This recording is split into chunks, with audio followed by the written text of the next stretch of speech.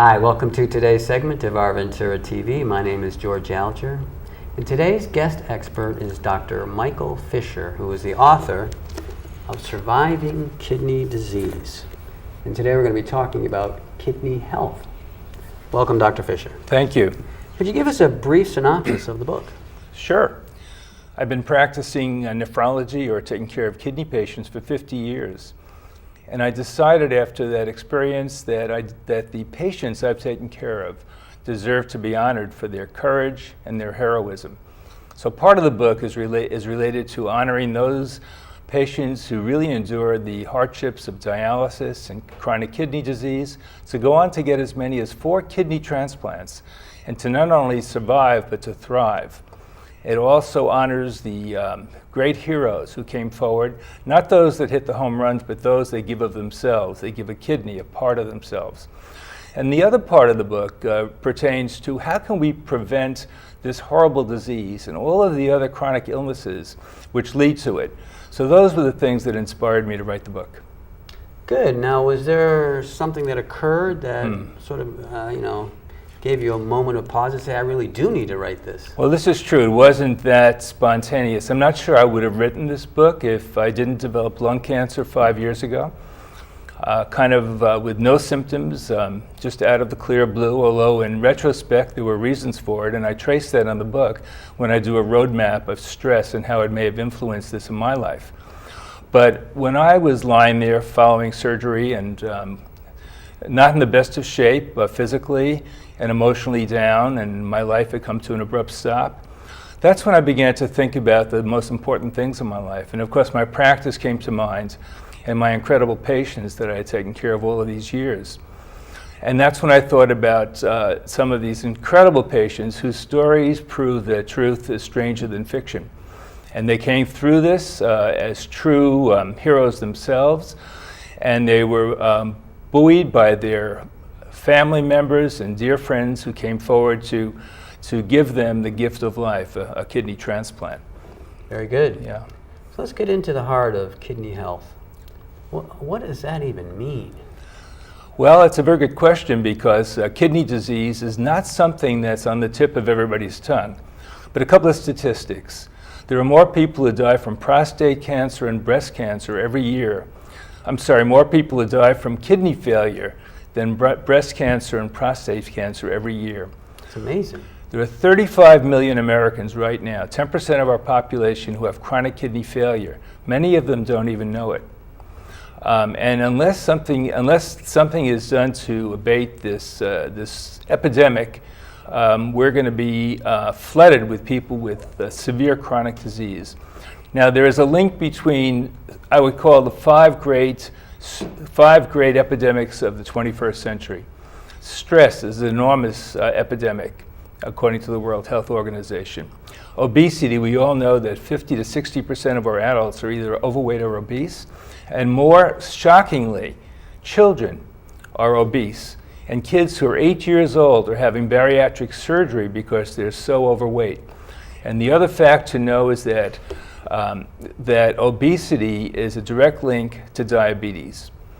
And in those folks who are genetically predisposed to develop diabetes, and those are anybody of color, African Americans, in our own Southern California, the Latino population, Asian Americans, etc., Native Americans, they're predisposed to develop diabetes, and if they become obese, the chances are very likely they're going to develop type 2 or adult onset diabetes. And diabetes is the leading cause of kidney failure in the world. Now, the other parts of this epidemic of the 21st century that is in enormous proportions is cardiovascular disease and high blood pressure, all related to stress and obesity in some ways, and you can see how these things are related. And the other last thing I'll say is that obesity itself, even though it can cause diabetes and lead to other problems, hypertension, obesity is associated with cirrhosis of the liver. And in fact, the fatty liver we see from obesity is causing more death from cirrhosis than any other cause of cirrhosis.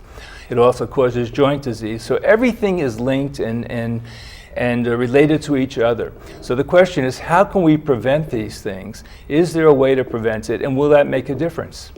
Wow. Okay, so Since we are talking about health in general, is there also a place in this discussion for natural health? Absolutely. In fact, it's so simple. I really believe the answers are right in front of us.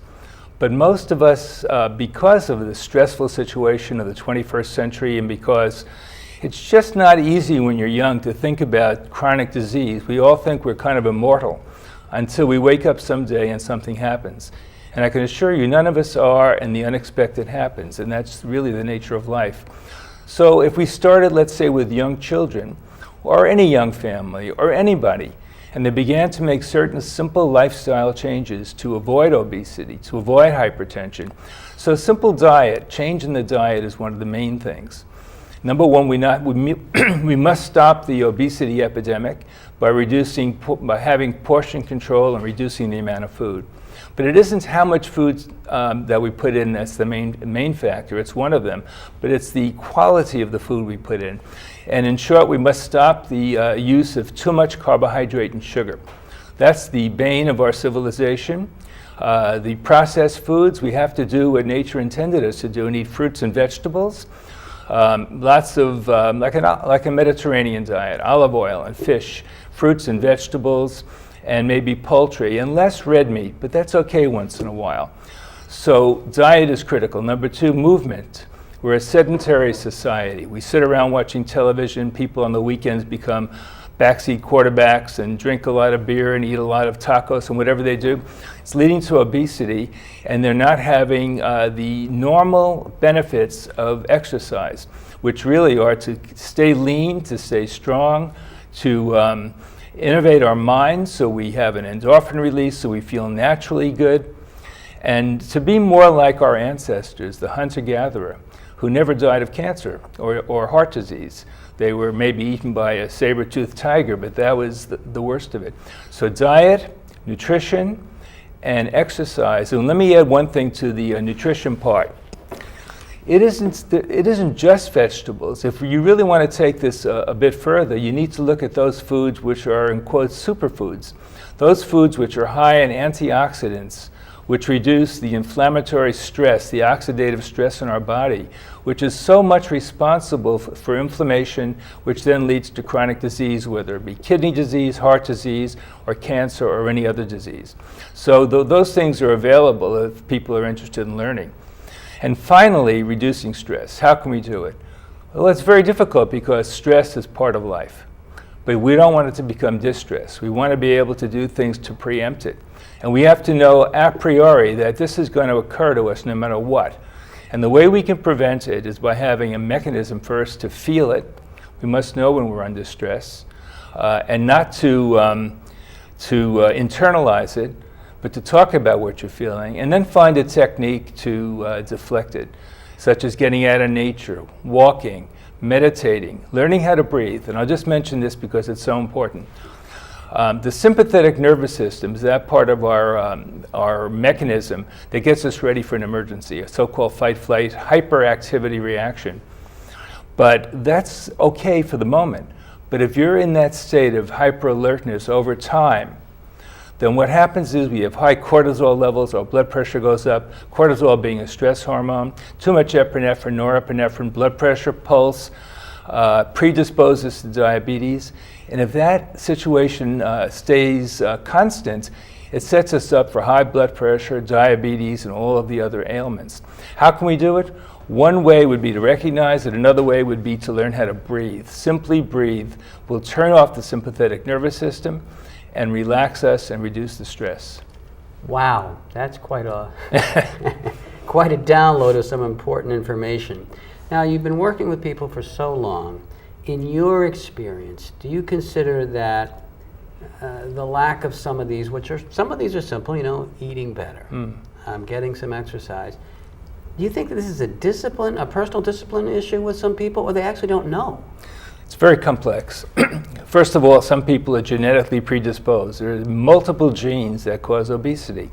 So there's this incredible impulse to eat, which needs to be kind of worked up and diagnosed. But then I think a lot of it is just a mindlessness. It's just a reaction to stress, for example. I mean, think about what most people do when they feel stressed. Think about a movie where they depict The heroine is under great stress for some reason, and there she is on the bed eating ice cream out of it's such a common cliche. So I think most of it is mindlessness. A lot of it is brought on by the advertisers who are trying to get us when we watch television. If you go to watch any of the March Madness now, and you'll see every advertisement is for beer and nachos and Buffalo Wild Wings, and so there's an industry out there trying to sell us anything to make money, regardless of what it does to our health. So we need to be mindful that we mustn't put too many calories in. We have to learn to read labels, and then we have to learn what's noxious to our body. I would say get rid of sodas, get rid of anything with soda and sugar. Don't drink juice, eat the fruit, and so on and so forth. So it's a mindlessness, and we need to become mindful, otherwise we're going to become chronically ill. Good. And so we've already talked about the fact that you should become more aware of some of these habits from early on. But now let's talk about someone who didn't do that, okay? And now they are obese. Yes. What would you recommend to them? Well, it's never too late to change your lifestyle. Okay. There's a science called Epigenetics, and that tells us that if we do certain things like we just spoke about to change our environments, that we may be able to prevent a very bad gene from coming through. So if you're overweight or obese and you still don't have diabetes or high blood pressure or cancer or some other problem, the obvious thing is find a way to lose weight. But that's very complex because it was so difficult, because to get obese like that means that you're in a chronic state of who knows what, anxiety, stress, or there are issues in your life. But it's tantamount to staying alive to lose the weight. But you can't do it with a crash diet.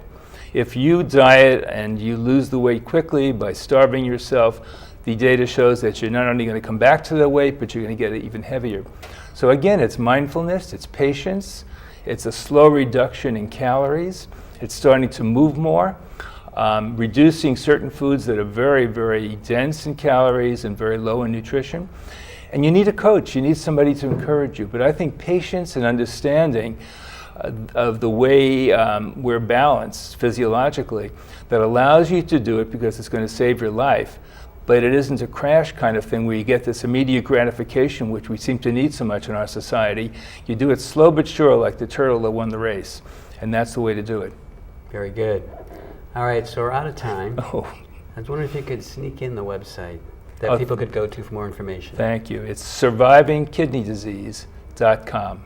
All small case, survivingkidneydisease.com. And a lot of the material we spoke about is outlined in much more depth in the book. All right. Thank you very much, Dr. Fisher. My pleasure.